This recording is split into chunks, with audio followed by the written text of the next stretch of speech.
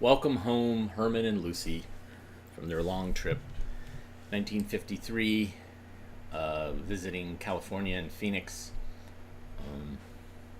Yeah, a lot of footage of people. That's one of the things I talked about last week was that some home movies, it's about the people, it's about the family, and some are it's about the place, it's about the landscape, it's about the landmarks, etc. Anyways, welcome to the AV Geeks Lunchtime Streaming Show, where we watch old 16mm films. And here's how.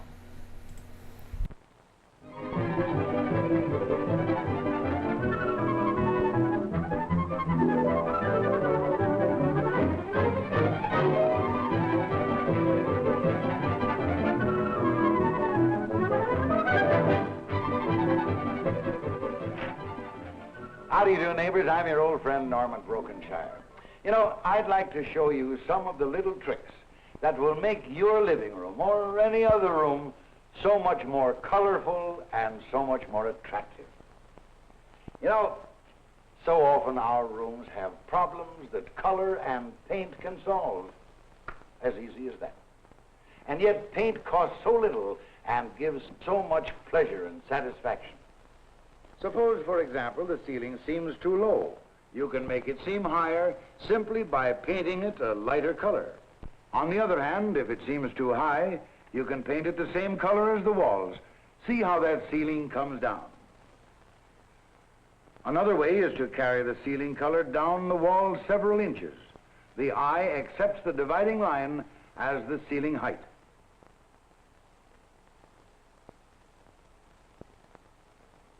Now, if the room seems too long, you can make the end walls come closer by painting them a darker color, like this.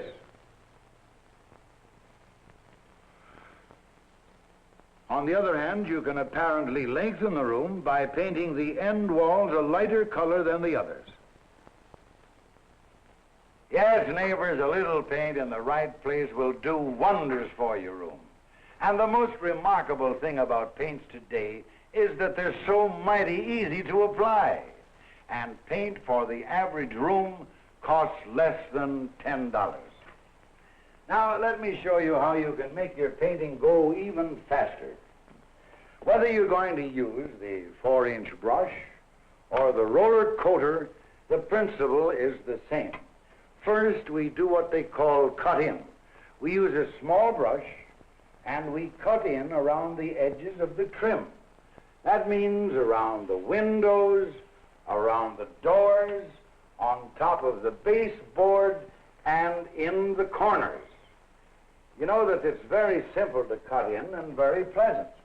And you can save as much as 20% of your operating time with this cut-in method. Now that you're cut in, it's very simple to fill in with a 4-inch brush and equally easy to fill in with a roller coater. We first saturate the coater, and then we proceed. You see how very simple it is. That's the roller coater method. Now, let me give you a very simple tip on how to paint best with a brush and a flat wall paint. When you use a brush method, you use always the short, circular strokes, feathering off each stroke. And always remember, work from the dry area into the wet paint. Friends, with today's fast-drying paints, you can paint the walls of your room in the morning and entertain in that very room later the same day. And you'll have a colorful new room for just a few dollars. Of course, choosing the right color is very important. So you should visit your paint dealer and let him show you the wonderful rainbow of colors he has for you. Remember what I say, neighbors. Let your paint dealer help you with your painting. He'll be glad to recommend a qualified painting contractor if you wish. And if you want these free booklets on painting and on overcoming moisture, just drop me a card or letter. Send it to me, Broke, Box TV1, 1500 Rhode Island Avenue, Northwest, Washington 5, D.C.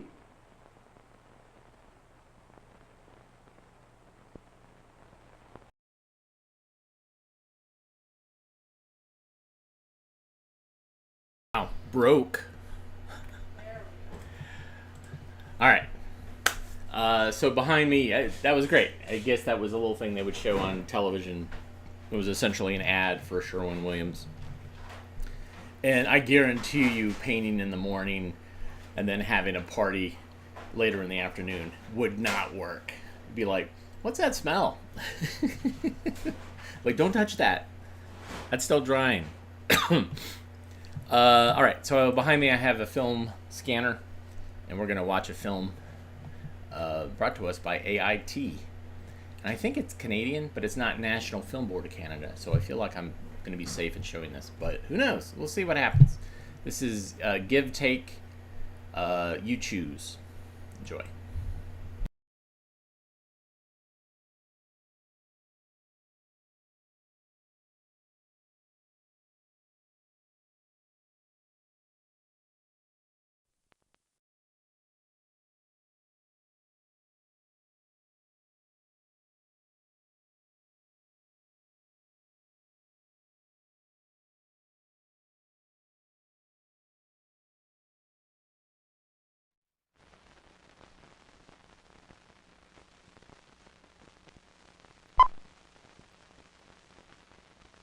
The following is presented by the Joint Council on Economic Education and the Canadian Foundation for Economic Education.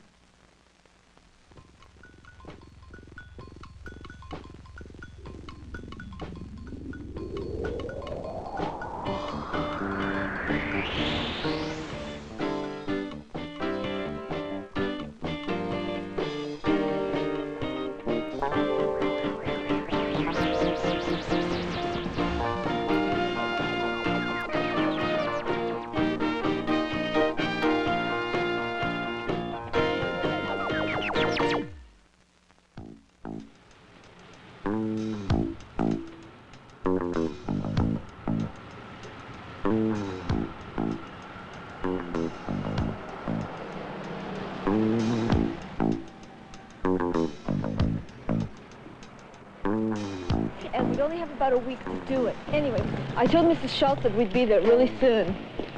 Lily, this is crazy. Vacation is supposed to be for relaxing, not painting houses. Yeah, I know. But we've only got 1 week, and I want to make some money. Hey, come here. Why don't you just take this job at Wallace's? No, not enough money. It'll probably take up our whole vacation. And besides, we've never done a job that big before. We've painted your room 1,000,000 times. Look, all I told Mrs. Schultz was we'd check it out, okay? But I want to relax. So relax. I'm not forcing you to work with me. No. No! I'll find someone else who wants to make several $100s. Several hundred? And help me buy the supplies. Lily and June have only 1 week of vacation time. Their limited time is a scarce resource. There are several things they can do with this scarce time. They can use the time to relax. They can use the time to work part-time and make some money, and still have some time for relaxation. Or they can use all their time to paint Mrs. Schultz's rooms. What is their problem? The problem is scarcity. How should they use their limited time? What are their alternatives?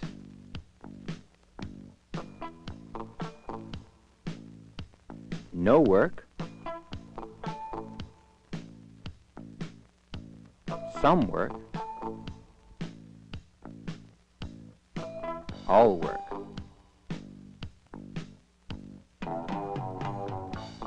No work, some work, all work.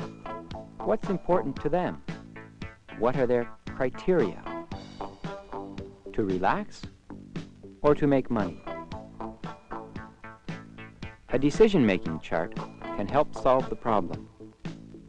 If the girls don't work, they can use all of their vacation time to relax. But they will not earn any money. If they use some of their vacation time to work, they would have some time to relax. And they would make some money. If they use all their vacation time to work, they would have no time to relax.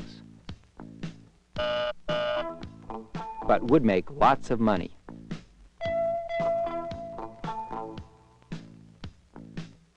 They must evaluate their alternatives and decide. Do you really think we could make that much? For sure. Okay. It's a family reunion. My relatives come from all across the country. Here in this room, I want the walls and the trim painted. Would you like to see the other rooms? Oh, yes, please. Here in the dining room, I want just the walls painted. We'll leave the woodwork the way it is. And there's the kitchen. Out here, see, there's quite a lot of woodwork. And the cupboards and the walls. Well, that's it. It's a big job. Not that big. Just 3 rooms. The painters who looked at it said they couldn't come before 3 weeks. But the reunion's a week tomorrow. Oh, excuse me. Hello? Oh, Millie. I have a couple of girls here. Millie, we only have a week's vacation. We can do it in 1 week. Yeah, we won't have time to do anything else. I'll ask them. The money, June. Think of the money. Sure, it'll be a lot of work. All We'll right. make at I'll call you least tomorrow. 500. Bye now. You really think she'll pay us that much? Girls, do you have any experience at painting? My father is Chester Navarro. He's a professional painter, and I've watched him work since I was 8 years old. And sometimes he lets me help him, too. Well, we've painted my room lots of times. Yeah, that's right. You can call up her mother and ask her. She'll tell you we do good work. This is a lot bigger job than just painting one room. And what about the paint? Will you use good quality paint? The best. We'll let you choose the brand. You may have to mix a special color to match my drapes. We'll let the paint store do that. Will you guarantee that you'll be finished on time? Oh, yes. We'll be done before the reunion. We'll put it in writing. That is, if you can afford the price. Now, that's a very good question. You see, the painters wanted $1,000, and that would be impossible on my budget. Well, we can do it for much less than that. You can. How does 700 sound? Well, that sounds acceptable. That's great. Mrs. Schultz, you won't be sorry.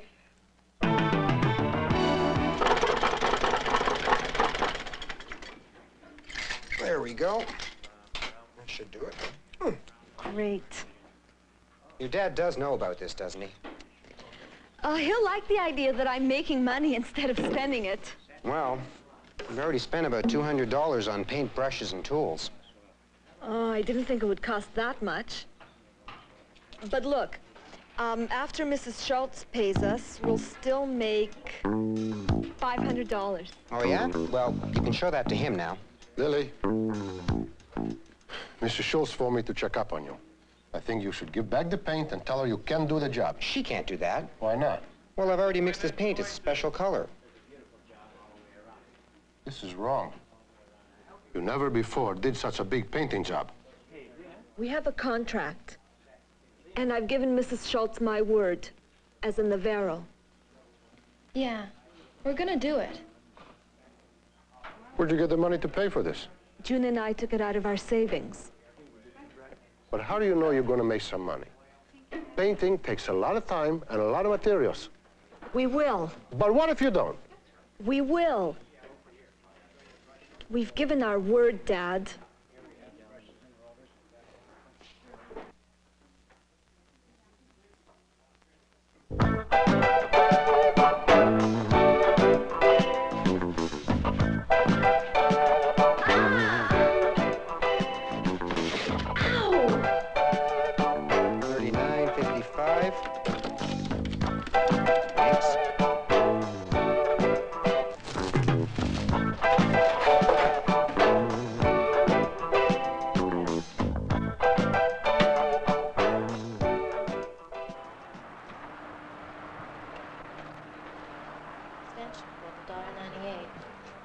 Listen to this. 2 gallons of paint, $35. Wallpaper remover, $4.98. 1 small brush, $4.99. Tux, $3.47. Okay. We'll still make money. What if we don't finish on time? We'll just have to work harder and get it done. Lily, look at these. If I work any harder, I'll be one giant blister by the end of this vacation.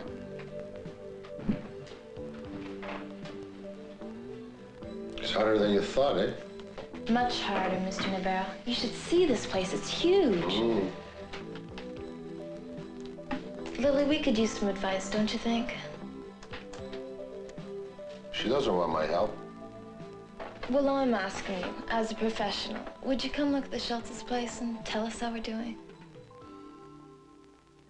Okay. I think you should look beautiful when you're finished. When do you think that'll be, Mr. Navarro? Well, you're doing all 3 rooms? Prime coat, 1 finish, Yeah? little patching. The rate you're going, I figure about 3 days. No. We don't have 3 days, Pa. How are you fixed for money? You have enough to hire a 3rd brush. 3 painters could finish this job in 2 days. But if we pay someone to help us, we'll make even less money. Maybe we better work late every night instead.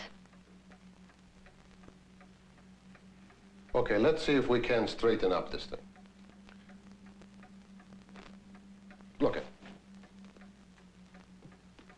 The first thing is you have to define the problem exactly. Then maybe we can find a different way to deal with it, some different alternatives, okay? Now, what exactly is the problem? The problem is that we have a lot of work to do and not much time. And how? Time is a real scarce resource. And our money is disappearing before our eyes. Okay. So, the way I see it, I think the 2 alternatives you have are working nights or hire help. Okay. But what is important to you? What is your criteria? We took this job for the money. Okay, money. It'd be nice to have at least our evenings free. I mean, this is our vacation. Okay, free time. Now, it's up to you to think about your choices and decide what you want to do. Well, if we work nights, we can make more money than if we hired another painter. But if we work nights, our social life would take a beating. If we hire help, we'll have enough free time to go to that concert. We already bought the tickets. What a miserable set of choices. We should have planned this thing better. We should have budgeted this thing more carefully. It's good to learn from your mistakes, but what are you going to do?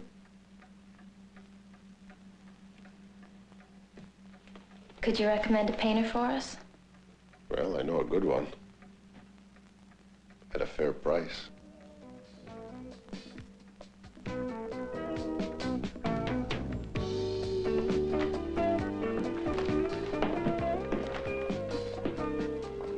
You made it! Just in time. Oh, it looks beautiful. Thanks, Dad. Okay, we did the job, all right? Yeah. But next time, I'm gonna have to define the problem and list the alternatives and decide which choice is best. Come on.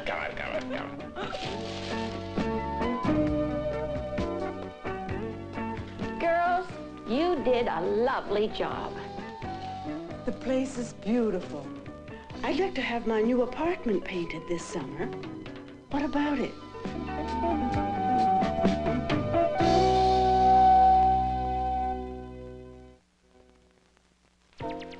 The content for Give and Take was developed with funds from a consortium of 26 state and provincial education agencies. Other funds were provided by these corporations and foundations.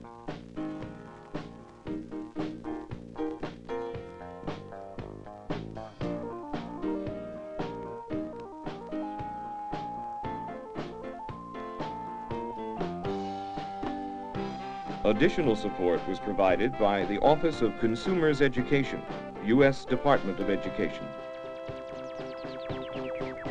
This program was produced by the Filmworks for TV Ontario under the supervision of AIT, the Agency for Instructional Television.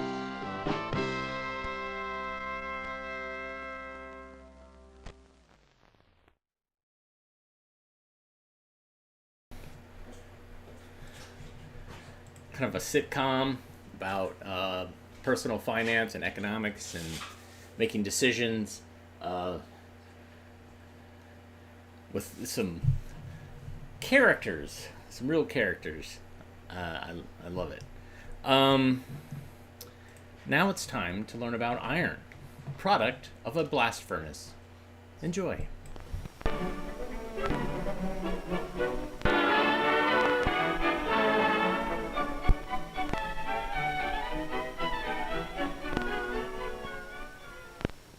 The process of reducing iron ore to cast iron is called smelting.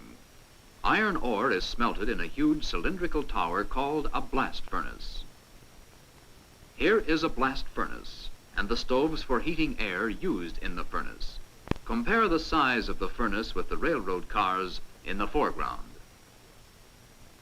A blast furnace operates continuously, day and night, year after year, stopping when it is necessary to replace the brick lining of the furnace.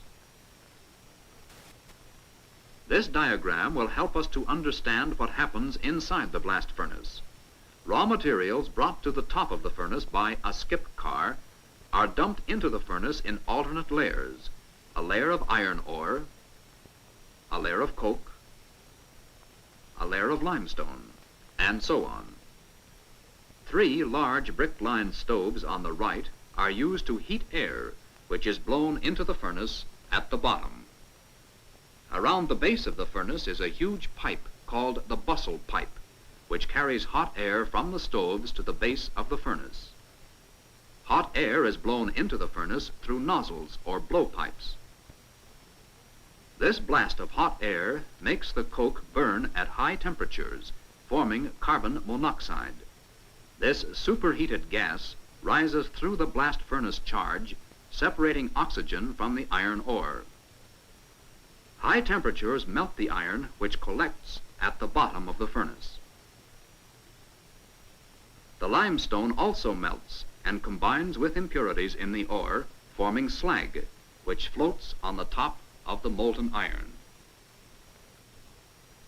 Most important raw material used in the blast furnace is iron ore, brought to the furnace in huge quantities by boat or rail car. Here, cars containing iron ore are arriving at the raw materials yard. Because great amounts of ore and other materials are handled each day, automatic machinery is used to unload raw materials and transport them to the blast furnace. In this building, the ore cars are emptied by turning the entire car upside down in a special dumping machine. The ore falls out of the rail cars into hoppers and then to underground conveyor belt. On the conveyor belt, the ore is carried to a giant crushing machine, which crushes large chunks of ore to a uniform size. The ore is stacked in neat triangular-shaped piles by this huge traveling stacking machine. The main purpose of the neat stacking is not for the sake of appearance, but to thoroughly blend the ore to make it all of uniform grade. Blast furnaces maintain large stockpiles of ore, so the flow of ore to the furnace is never interrupted. From another stockpile of ore, a reclaiming machine takes ore off the bottom of the pile for immediate use in the blast furnace. A large triangular rake moves slowly back and forth across the stockpile cutting into the ore. Heavy steel blades push the ore onto another moving conveyor belt, which delivers the crushed and blended ore direct to storage hoppers near the blast furnace. Second most important material used in the blast furnace is coke, made by baking coal in closed ovens. Bituminous or soft coal is brought to the coke ovens in huge quantities. Rail cars loaded with coal are brought to this unloading hopper. When the car is directly above the hopper, workmen release doors in the bottom of the cars, spilling the coal onto an underground conveyor belt. Again, by rapidly moving conveyor belt, the coal is moved to stockpiles for future use. Large stockpiles of coal must be maintained to ensure a continuous supply of coke for the blast furnace. From one of several stockpiles, coal is loaded onto another conveyor belt, which will carry it to coal crushing machinery. When the coal goes into coke ovens, it must be of uniform and small size. Efficient and economical handling of such huge quantities of raw materials is made possible by the use of conveyor belts. A large traveling hopper, known as a Larry car, delivers the crushed and screened coal to a rectangular coke oven through openings in the top of the oven. When the oven is full, it is sealed, except for collector pipes which carry byproduct gases and other matter to the byproduct plant. Besides producing coke for the blast furnace, the coke ovens produce many valuable byproducts. After heating at high temperatures for about 18 hours, the fiery coke is pushed out of one end of the coke oven and falls into a special hot car. Within the coke oven, the coke is sealed airtight and does not burn. But as soon as it is pushed out of the coke oven and makes contact with oxygen in the air, it bursts into flame. To keep it from burning itself out, the coke must be cooled by spraying it with water. This operation is called quenching. Here, the hot car, containing burning coke, is entering the quenching tower, where 4,000 to 6,000 gallons of water will be dropped on the hot coke to cool it. When the water touches the hot coke, some of it is changed to steam, which rises to the top of the quenching tower. Then the steaming coke car moves back and dumps its load of quenched coke onto a coke wharf along the track. Continuous conveyor belts are again used to carry coke to storage piles near the blast furnace. Third most important material used in the blast furnace is limestone, usually obtained from surface quarries and brought to the blast furnace by ship or rail car. Here, crushed limestone is arriving at the raw material yard of the blast furnace. The limestone is sprayed with water to settle dust and dumped in the same way as the iron ore was dumped onto a conveyor belt, which carries it rapidly to large storage piles. These special scale cars weigh out the correct amount of each raw material, according to an accurate scale built into the cars.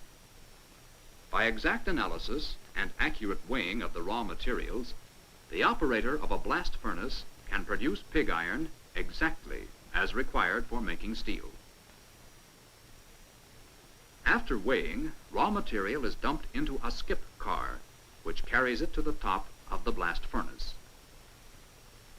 Here, a full car is going up and an empty car is going down. The raw materials are not mixed until they reach the inside of the blast furnace. Every 5 or 6 hours, the blast furnace is cast to remove the molten iron and slag. The workmen who open the cast holes wear heavy fireproof clothing to protect themselves.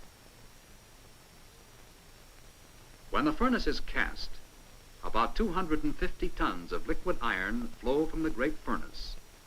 But for each ton of iron that comes out of the furnace, 1 1/2 tons of iron ore, 1 ton of coke, 1/2 ton of limestone, and 3 1/2 tons of air went into the fiery furnace. Here, molten iron flows in a seemingly endless stream directly into special hot metal cars called torpedo ladle cars. One of these cars can carry about 1/2 of the molten iron removed from the furnace at each 5-hour casting. When the casting of the furnace is completed, a large mud gun seals the cast hole until time to cast the furnace again. This mud gun is controlled by motors, so that no workman needs to get near the flaming molten iron. Now the torpedo ladle car, fully loaded with hot molten iron, is ready to leave the blast furnace and travel to the nearby open hearth furnaces. Very little of the molten iron is cast into pigs, which give it the name pig iron. Most of it goes directly into the making of steel in open hearth furnaces. Thus, iron ore, coke, and limestone, put into the blast furnace in solid form, have been transformed by the magic of modern industry into a liquid metal of nearly pure iron, which will next be made into steel, a metal more important in our modern civilization than any other material.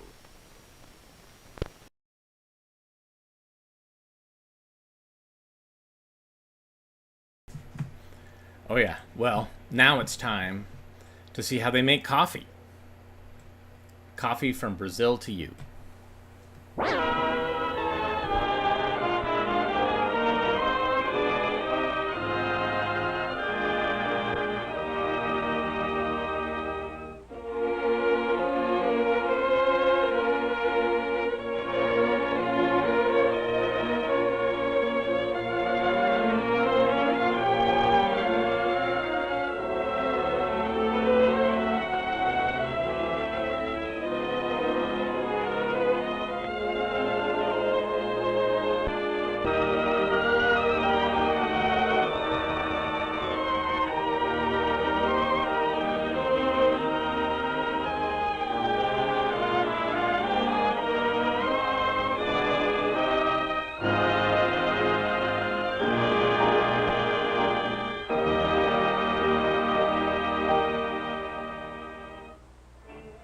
Coffee, the universal beverage originating in the Old World, has achieved its greatest development in the New.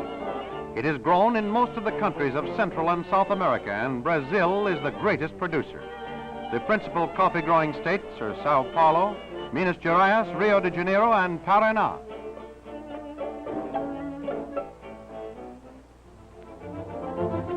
Let us start on a visit to a Brazilian coffee fazenda, and there observe the process that must be followed in bringing coffee from plantation to consumer.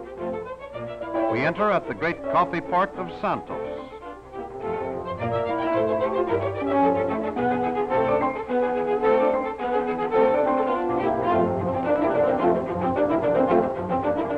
Then proceed inland by rail to the progressive city of Sao Paulo.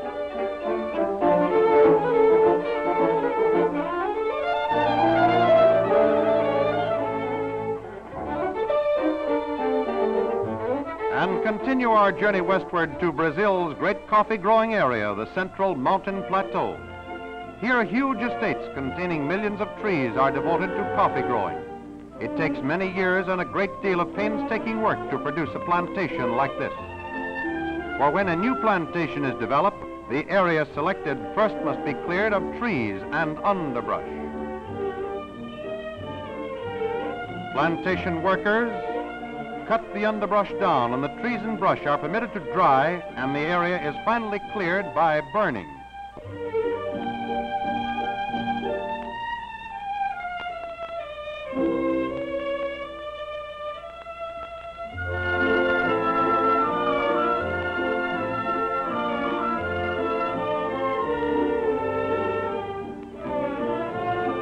Brazilian coffee grows best in the reddish clay soil known as terra roxa.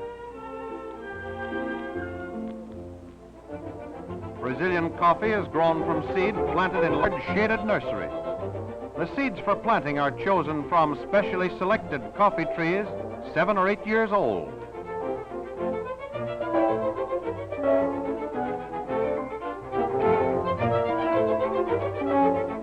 These seeds are planted in beds about 3 inches apart and 2 inches deep.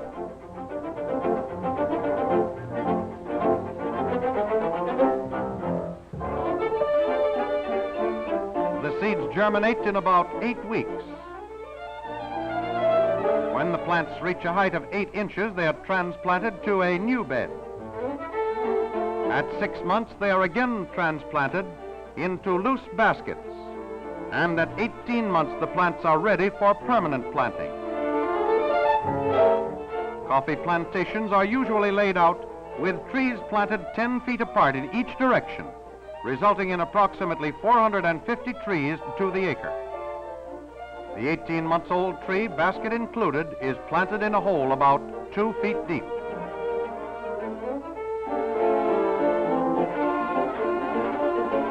After the hole has been filled, a ditch is dug around the new coffee tree to retain the water needed by the young plant. After several months, the new coffee tree has become rugged and strong. After 3 years, a few berries may appear, but full production is not achieved until the 5th or 6th year. The leaves of the trees are always green, slightly waxy, and from 4 to 5 inches long. As the plantation develops, cleaning up around the trees is essential, for many enemy plants tend to choke out the coffee if it is not properly weeded.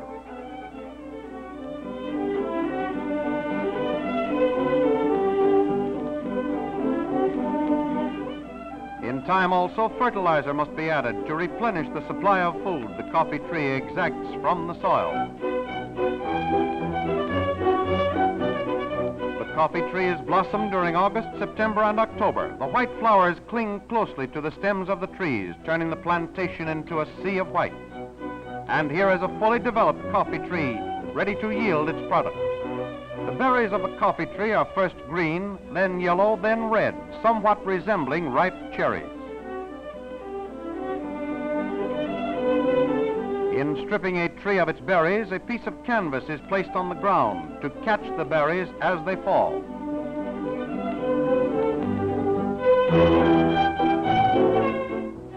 Quite often, leaves and branches drop in with the berries on the canvas. Most of these are picked off by hand.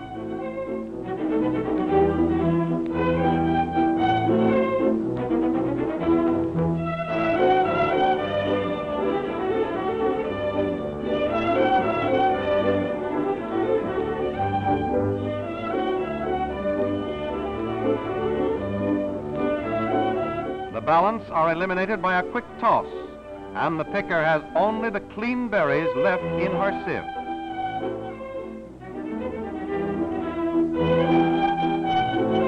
During the day, hundreds of these bags are filled with coffee berries. Good coffee pickers can average 200 to 500 pounds of coffee a day, each tree bearing approximately 2 pounds of coffee annually. A coffee tree produces full crops up to its 15th or 20th year.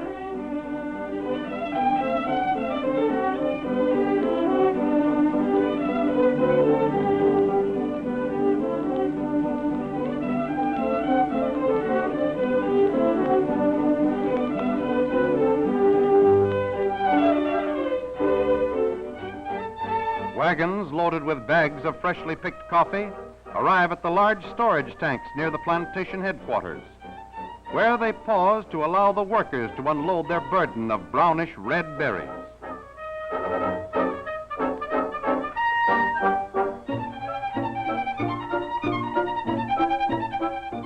Bag after bag is dumped into a huge tank, which is slowly filled with water.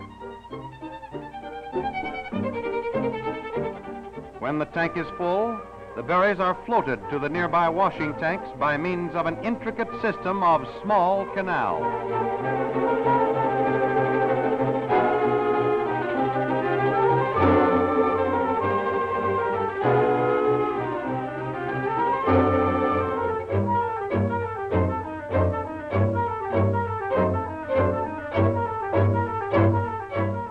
Upon entering these large washing tanks, the coffee berries are agitated. This agitation prevents the berries from being affected by the hot sun if exposed for any length of time.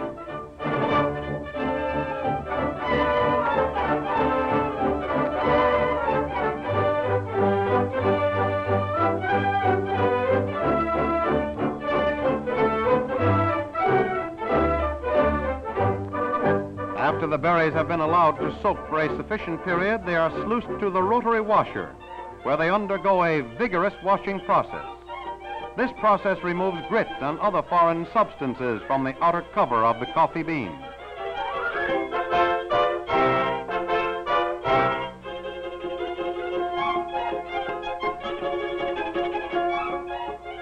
Then the coffee berries are sluiced to waiting buckets.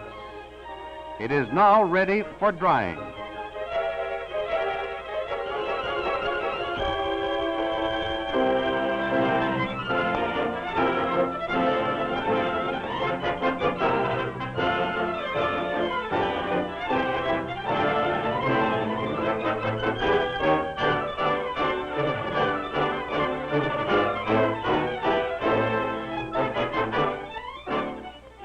The washed berries are set out to dry on a large concrete platform called the terreo.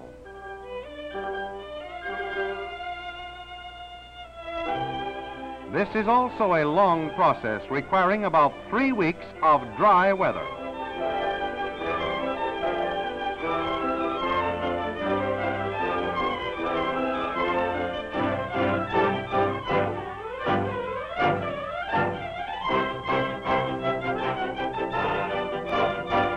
During this period, the coffee berries must be turned at regular intervals to avoid too long an exposure to the heat of the sun.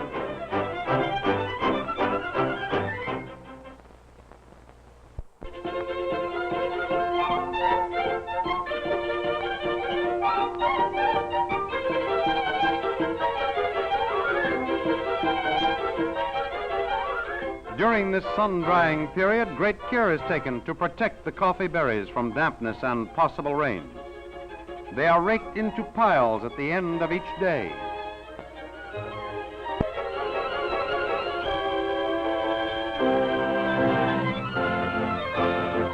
Each morning, they are again spread out in the sun and turned over periodically by the workers.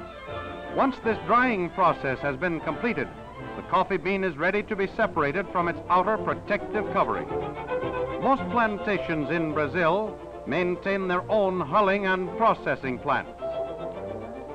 This machine is designed for hulling the coffee berry, being especially used to remove the outer coverings which have been around the bean up to this time. After the coffee beans are hulled, they are graded by size in this automatic sizing machine. The shaking action causes the different sized beans magically to find their proper compartments.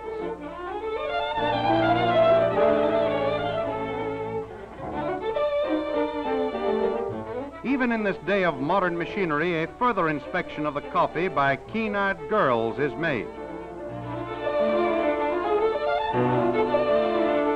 Then each bag is weighed and sent to the plantation warehouse for storage until ordered for shipment to Santos.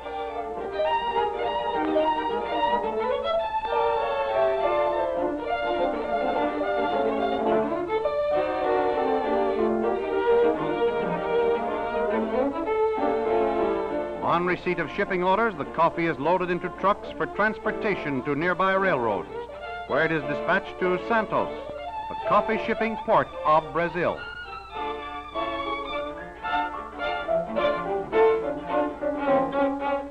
En route to Santos, let us stop and visit Sao Paulo, the coffee capital of the world. Coffee and Sao Paulo are almost synonymous terms, while the growth of the city is due largely to the expansion of the coffee industry.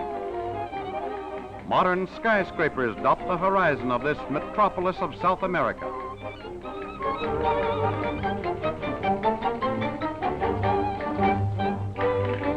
The Municipal Opera House is one of the most magnificent buildings of Sao Paulo.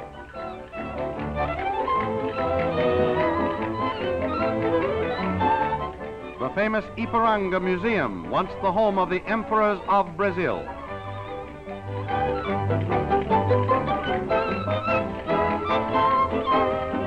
A city of many beautiful tropical parks. Home of the Sao Paulo Coffee Institute. And the huge warehouses of the National Coffee Department.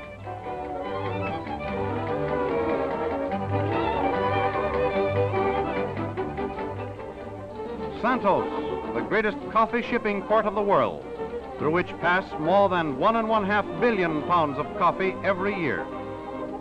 Modern concrete docks, with space for 50 ocean liners to carry the coffee of Brazil to all ports of the world.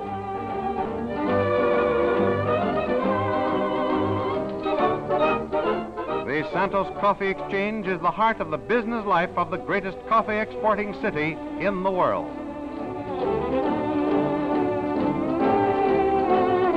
Its busy streets crowded with coffee brokers who sell their coffee, carried to the grading department, where experts examine the green coffee, first by its fragrance,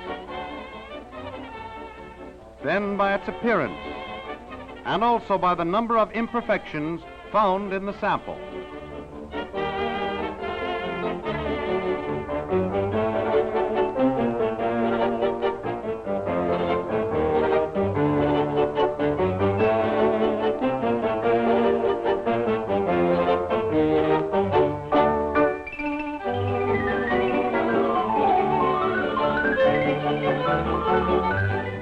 Pouring the coffee beans into sieves is the method used for determining the various size beans.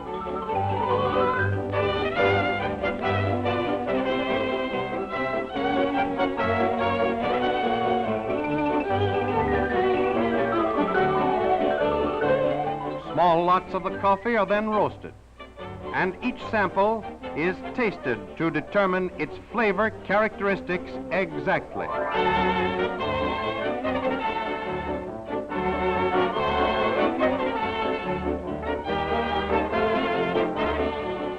On reaching Santos from the interior, the coffee is taken to the huge warehouses on the docks and put into new bags especially designed for export purposes.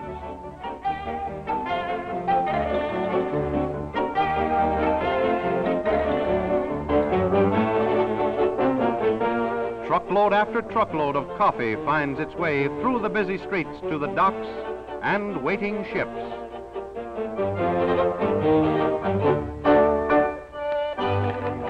The United States is the largest consumer of Brazilian coffee, but great quantities are also shipped to Europe and other parts of the world.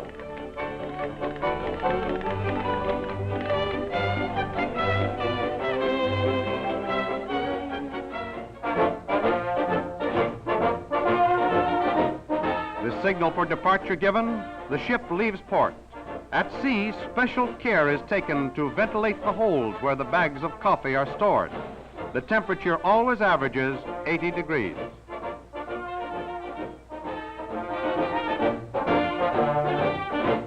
On arrival in New York, no time is lost in unloading the cargo of coffee after the government permit to land and deliver is in the hands of a customs inspector on the dock. As the bags come up out of the hold, the foreman directs the laborers to place them on the dock section chalked off for each consignment.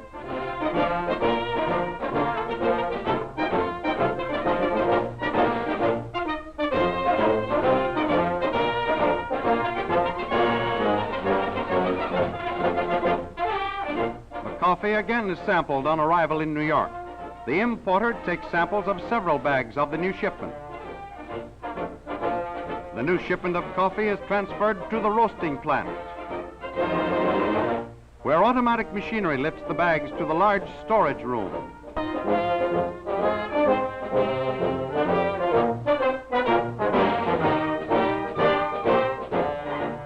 Before roasting, coffees of different types are blended to produce exactly the flavor desired.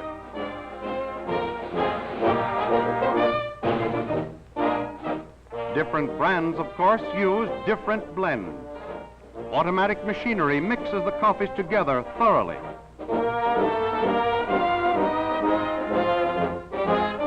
Now the coffee is released to the roasting cylinders, where in this most modern of coffee plants, the time and degree of roast is automatically controlled to ensure absolute uniformity.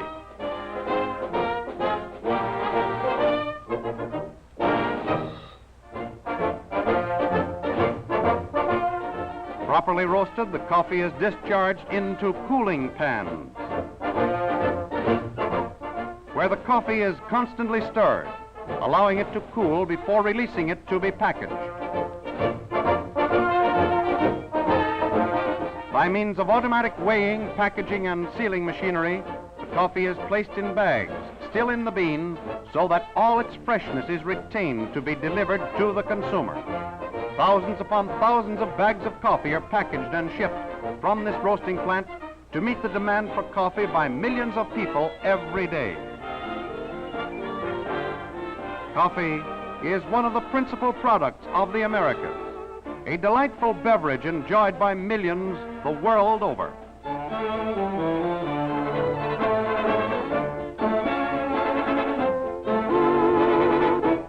Coffee, truly a gift of the Americas to the world.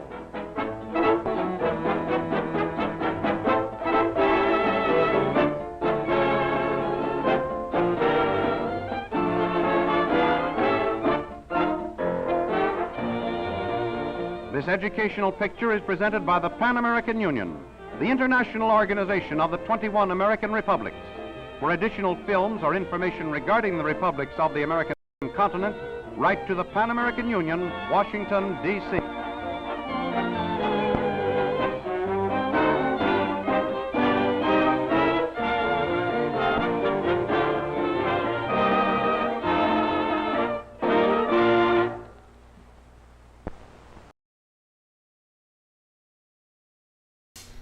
Wow. Yeah, people commented that the music was so, like, it was intense. And I was like, oh my god, oh my god. Somebody got me some chocolate-covered espresso beans, so that might be also contributing to the insanity. Really amazing. And of course, with climate change, there's so many parts to that process that are now compromised or are different or have to change. I'm concerned that coffee is going to become very expensive in the next 5 years, 10 years because of that. And I might have to go with Folgers crystals. It might be something where we have to recycle our grinds and come up with a rejuvenation process that kind of fracks out more coffee. All right. So some things. Let's see. I have been working with somebody who's been pulling films from my collection and editing them down to little nuggets on TikTok. And so here's the link to TikTok. So little 15 to 45 second little blips. So if you have an attention deficit disorder, yeah, go for it. Also, over the weekend, the Found Footage Festival guys, let me see if I could get this link, hosted, nope, not that, hosted our Saturday morning Dinah show, which was me and two other older dudes. We talked about Saturday morning live action shows from the 70s, which is different than what they do on Saturday morning cartoons, which is they mostly talk about animated films from the 80s and 90s when they grew up. Well, we're older, so we talked about other things, and we talked a little bit about the Captain Cool and the Kongs, and we have another episode coming up this Saturday. Let me see if I can find the link. Found Footage Festival. Yes, there it is. Whoops. and George wrote a great song, if you know who George is. So here's the link to that, and we have another one coming up where we actually dip into a ABC After School special, and then after that, I talk about one of my favorite live-action films about nutrition and mysteries featuring a band. And then we'll start talking more about more craft stuff. So this is every Saturday morning. We're a summer replacement for the Saturday morning cartoon show, and we get to do a deep dive into the 70s, and talk about how our psyches were damaged by them. All right, thanks for tuning in today. You know, we showed a film about coffee. Perhaps you would like to donate some coffee to us at ko-fi.com/avgeeks. Hold on a sec. I should probably just shut my door. But I just shushed my interns, who I love dearly. Anyways, you can also go to patreon.com/avgeeks, or you can hit the super thanks button. That's another way that you can show your love. Or hit the thumbs up or the like button. Those are other ways to do it. All right, everybody. Have a great rest of your day. And I will see you tomorrow on Tuesday. Everybody take care. Bye-bye.